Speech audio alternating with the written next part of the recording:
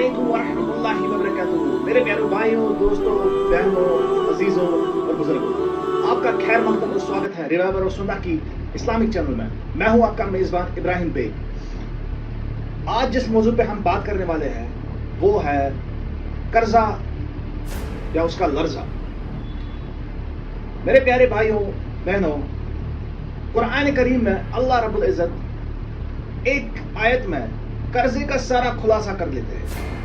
उस आयत को कहते हैं हम आयत दाइन, यानी कि देनदारी और लेनदारी वाली आयत, जिसमें अल्लाह रब्बुल इज्जत किसी भी डील को करने की या किसी भी सौदा करने की पूरी जो है वो हमें इंस्ट्रक्शंस देते हैं किस तरीके से डील करनी चाहिए। अल्लाह रब्बुल इज्जत इस आयत में जो फरमाते हैं उसका माफूम, उसका खुलासा कुछ इस तरीके से है। अल्लाह रब्बुल इज्जत बोलते हैं, फरमाते हैं कि जब भी कोई डील आप करें तो जो उसमें कर्ज देने वाला हो, यानी कि जो दाइनदार हो, उस वक्त वो एक बिल बना के दे या एक तहरीर नामा लिख के दे, एक कॉन्ट्रैक्ट लिख के दे, जिसमें वो सारे टर्म्स एंड कंडीशंस मेंशन करे। इसमें ये जो बिल दे रहा है, ये जो इनवॉइस दे रहा है, ये जो तहरीर नामा दे रहा है, ये जो कॉन्ट्रैक्ट दे रहा है, इसमें बाज़ाब्ता बाकायदा मेंशन होना चाहिए कि डील कितने अमाउंट पे सेटल हो गई। और ये जो तहरीरनामा है, बिल है, इनवॉइस है, जो कर्ज लेने वाला है, जो डेप्टर है, वो इसको डिक्टेट करना चाहिए, पढ़ना चाहिए in the presence of to witnesses. दो गवाह वहां पे मौजूद होने चाहिए जो इस डील को देखें, चाहे ये छोटी सी डील हो या कोई बड़ी डील। आज की डेट में अगर हम दुकानदारी की बात करें तो मेरे दोस्तों वहां पे बिल देनी चाहिए और बिल पे क्लियरली मेंशन होना चाहिए कि सौदा किस अमाउंट पे सेटल हो चुका, डील किस अमाउंट पे डन हो चुकी। जब तक आप इस चीज पे इजाब और कबूल ना कराएं, यानी कि ऑफर एंड एक्सेप्टेंस, जो माल दे रहा है या जो कमोडिटी बेच रहा है, जमीन दे रहा है, वो इजाब करेगा, यानी कि ऑफर करेगा। और जो माल ले रहा है, कमोडिटी ले रहा है या जमीन ले रहा है या और कोई शय और कोई चीज का सौदा करके खरीद रहा है, वो उसको एक्सेप्ट करेगा, यानी कि कबूल। जैसे एक निकाह तब तक वैलिड नहीं होगा, तब तक वो नाकिस होगा जब तक कि इजाब व कबूल का उसमें कंपोनेंट इंट्रोड्यूस ना किया जाए, जब तक इजाब व कबूल की रस्म ना उसमें की जाए, जब तक कि फॉर एग्जाम्पल मैं आपको एक छोटी सी मिसाल दूंगा। अगर एक दुल्हा और दुल्हन है, उस दुल्हे से ये पूछा जाए कि भाई तुम बताओ तुम्हें महरा कितना देना है, वो कोई अमाउंट बता देगा और वो अमाउंट जो है काजी उस दुल्हन को दो गवाहों के सामने पेश करेगा। उसका जो ऑफर है, इजाब है कि तुम्हें इतना महर दिया जा रहा है इस बंदे के जरिए, तो क्या तुम्हें ये कबूल है? और जब वो कबूल है कहेगी तब जाके ये निकाह जो है वो स्ट्रेंथन हो जाएगा, वो स्ट्रांग हो जाएगा, वो बॉन्ड बनेगा, उसके बाद जाके वो वैलिड हो जाएगा। उसी तरह मेरे भाइयों, मेरे दोस्तों, डील का भी यही प्रोसेस है कि एक देने वाला एक इजाब देगा, यानी कि ऑफर देगा, और लेने वाला उसको कबूल करेगा। और जब इजाब कबूल दोनों एंड से वैलिड हो जाए, इस पे दोनों की कंसेंट हो जाए, दोनों की एक्सेप्टेंस हो जाए, तब जाके डील वैलिड हो जाती है। आज की डेट में होता क्या है, एक बंदा दुकान पे आता है, कोई चीज लेके चले जाता है, या एक बंदा कहीं पे डील करता है जमीन की, या एक बंदा कहीं पे कोई शय खरीद लेता है, कोई चीज खरीद लेता है, वो उसको बोलता है बराबरी। ये डील नहीं है भाइयों, ये नाकिस सौदा है।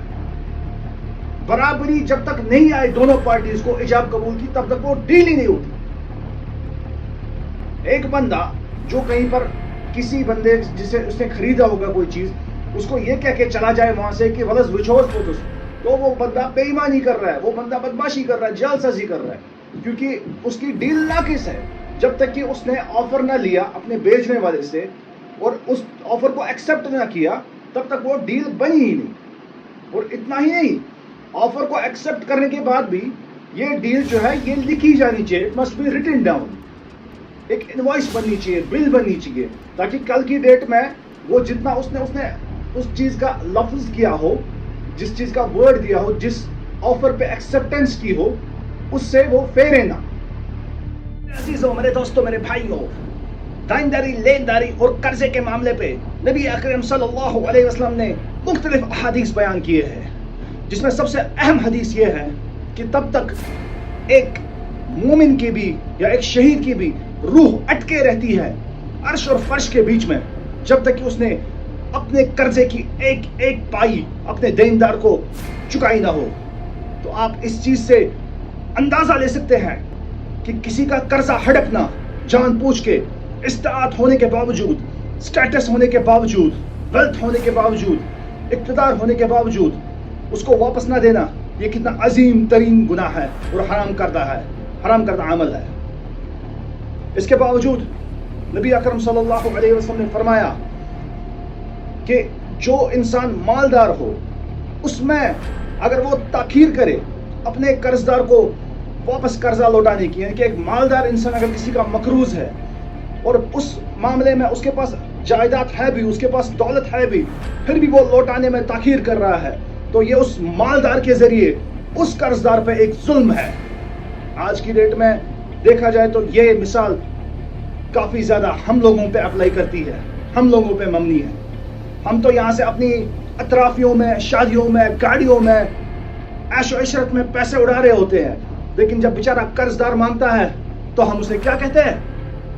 कुछ नहीं कहते मेरे दोस्तों, तारीख पे तारीख देते हैं। भाई फर्स्ट को मेरी सैलरी आने वाली है, अगले फर्स्ट को दूंगा। यहाँ से अपनी अतराफियों में नई नई गाड़ियां खरीद रहा है, यहाँ से अपने मकान पे एक एक स्टोरी चढ़ा रहा है, यहाँ से घर में 55 इंच का टीवी ला रहा है, यहाँ से 1 लाख का फोन चला रहा है, लेकिन उसकी जब 5000 रुपये चुकानी हो, भाई अगले फर्स्ट पे दे देंगे, कोई नहीं, हम कौन सा भागे जा रहे हैं। ये बात अलग है मेरे दोस्तों कि अगर किसी में सख्ती हो, किसी के शाने जो है वो भारी हो, किसी की जिंदगी में इस्तात ना हो, किसी का हाथ तंग हो, कोई तंग दस्त हो, तो उसके बारे में नबी अकरम सल्लल्लाहु अलैहि वसल्लम ने फरमाया कि उसको ढील दो और अगर हो सके तो माफ ही कर दो। अल्लाह ताला तुम्हें इस कर्ज हसना के बदले बहुत ऊंचा अजर अता फरमाएगा। लेकिन आज की डेट में ये मिसाल बहुत कम लोगों पे अप्लाई करती है, क्योंकि ज़्यादातर लोग जो भी डिले कर रहे होते हैं, ताखीर कर रहे होते हैं, वो खुद मुडफ़ाए हाल होते हैं, यानी खुद उनके पास इस्तात होती है, वो आसूदा हाल लोग होते हैं, उनके पास खुद की दौलत होती है, इनकम होती है, लेकिन उसके बावजूद भी कर्जा देना वो गवारा नहीं समझते। इब्न माजा किताब में एक हदीस पाक मौजूद है जिसका माफूम ये है कि एक इंसान जो कर्जा उठाए इस नीयत से कि वो उसको वापस नहीं देगा, वो अल्लाह रब्बुल इज़्ज़त से इस हाल में मिलेगा कि वो चोरों जैसा होगा, उसकी शक्ल और उसकी हालत चोरों जैसी होगी। अल्लाह ताला उस कैफियत से बचाए हम सबको। मेरे दोस्तों, मेरे अजीजों, जब रोज़े माशर कायम होगा तो अलग अलग मुख्तलिफ मरहले आएंगे, स्टेजेस आएंगे, टेस्ट्स आएंगे, जिसमें मीज़ान का मरहला होगा, यानी कि जहाँ पर आमाल तोले जाएंगे, जिसमें किताब देने का मरहला होगा, जो हमारे कांधों पे नामा आमाल हमारा रिकॉर्ड लिखा जा रहा है वो देने का मरहला होगा। इसी तरह लास्ट का मरहला, आखिरी मरहला जो होगा वो होगा पुल सिरात का, यानी कि एक ब्रिज जो कि नारे जहन्नम के ऊपर टंगा हुआ है, रखा हुआ है, उसको हर किसी, चाहे वो मोमिन हो, वली हो, पैगंबर हो, जो भी हो, उसको क्रॉस करना पड़ेगा।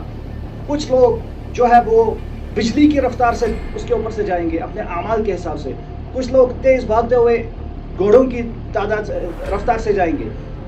इसी तरह एक स्टेशन होगा वहाँ पे, ये जो पुल सिरात है इस पे 7 अलग अलग चेक पॉइंट्स होंगे, और आखिरी चेक पॉइंट जो होगा वहाँ पे देखा जाएगा कि किसी का कर्जा तो नहीं है किसी पे, और अगर कोई बड़े से बड़ा वली क्यों ना हो, उस चेक पॉइंट पे उसको रोका जाएगा मेरे दोस्तों। और अगर एक पाई भी कर्जे की किसी पे हो तो उसको वहाँ पे वो चुकानी पड़ेगी। और लेकिन वहाँ पे चुकाएगा कैसे? वो उसके पास इस दुनिया की गाड़ियाँ और बंगले और बैंक बैलेंस FDI नहीं होगी, वहाँ पे उसको अपने आमाल देके उसको चुकाना पड़ेगा। और अल्लाह ताला बचाए, अगर उसमें आमाल उस वक्त बचे ना हो तो जिस बंदे का वो मकरूज है उसके गुनाह उसके कांधों पे लादे जाएंगे, और अल्लाह बचाए उन गुनाहों के बोझ से, उन गुनाहों के भार से वो लड़खड़ा सकता है और पुल सिरात से फिसल के नीचे नारे जहन्नम में गिर सकता है। तो ये बहुत खतरनाक मामला है मेरे दोस्तों। अपना कर्जा जो है वो हक हलाल से चुकाया करें जब आपको इस्तात है, और तब तक कर्जा उठाया ही ना करें जब तक आपको इतनी इस्तात ना, जब तक आपको उसकी नीड ना पड़े। اتنے قرضہ اٹھانے کی؟ کیونکہ کسی پرانے حاکم نے کہا ہے، صاحب عقل نے کہا ہے کہ ٹانگیں اتنی ہی پھیلانی چاہیے جتنے کہ آپ کی چادر ہو۔ آج کی ڈیٹ میں ہوتا کیا ہے، لوگ لگژریز میں اور آپسی کمپٹیشن میں اتنے زیادہ مگن ہو چکے ہیں کہ لوگ بڑی سے بڑی گاڑی لینے کے لیے بھی قرضہ لیتے ہیں، لوگ اپنے مکانوں کو دوسری جو ہے وہ عمارت قائم کرنے کے لیے یا دوسری سٹوری چڑھانے کے لیے بھی قرضہ لیتے ہیں، یہاں تک کہ لوگ آج چھوٹی سے چھوٹی چیزوں کے لیے قرضہ لے رہے ہیں۔